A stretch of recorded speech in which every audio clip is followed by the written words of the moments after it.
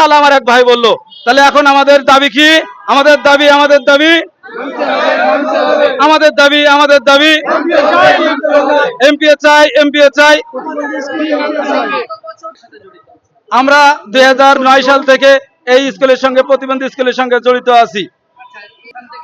না, আমরা কোনো বেতন ভাতা পাইনি। আমাদের নিজের উদ্যোগে আমাদের যে প্রতিষ্ঠাতা সভাপতি আছে, দাতা সভাপতি, আমরা শিক্ষকরা মিলে এই বাচ্চাদেরকে, আমরা অসহায় বাচ্চাদের দেখাশোনা করছি। আমরা কোনো বেতন ভাতা পাচ্ছি না, বরং আমাদের টাকা দিয়ে আমরা চালাচ্ছি। আমরা আজ আর পাচ্ছি না, আমাদের দেয়ালে আজ পিঠ থেকে গেছে। এই জন্য আমরা আজ রাজপথে নেমেছি। আমাদের দাবি আমাদের মানতে হবে। আপনাদের কাছে অনুরোধ, সাংবাদিক ভাইদের কাছে অনুরোধ, আপনারা সবাই মিলে প্রত্যেকটা মিডিয়ায়, প্রত্যেকটা পেপার পত্রিকায় এগুলো তুলে ধরবেন।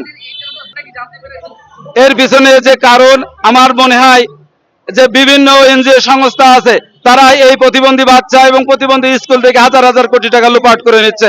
আমরা যখনই আমাদের কাগজপত্রগুলো মন্ত্রণালয়ে সাবমিট করছি, সঙ্গে সঙ্গে ওরা এইগুলো আমাদের বাধা সৃষ্টি করছে, এবং আমার মনে হয় ওরা এগুলো করতে আমাদের ব্যতীত করে দিচ্ছে।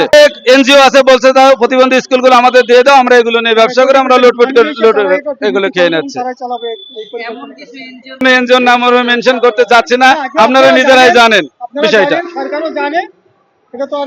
সুপ্রিয় উপস্থিতি এবং এই জায়গায় যারা উপস্থিত আছেন, আপনারা সবাই জানেন আমাদের এই যে আজকের অবস্থান কর্মসূচির কেন্দ্রীয় কমিটির সভাপতি ইলিয়াস রাজ সাহেব আমাদের যে আহ্বান করেছেন, ওনার আহ্বানে আমরা আজকে এখানে উপস্থিত হয়েছি।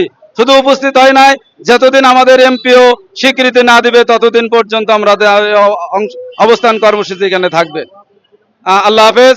আমরা সবাই এখানে আছি, আমাদের জন্য দোয়া করবেন। এবং আমার নাম মোহাম্মদ আব্দুল হামিদ, আমি যশোর জেলা কমিটির সেক্রেটারি এবং ফতেপুর প্রতিবন্ধী বিদ্যালয়ের প্রধান শিক্ষক হিসেবে দায়িত্বে আছি।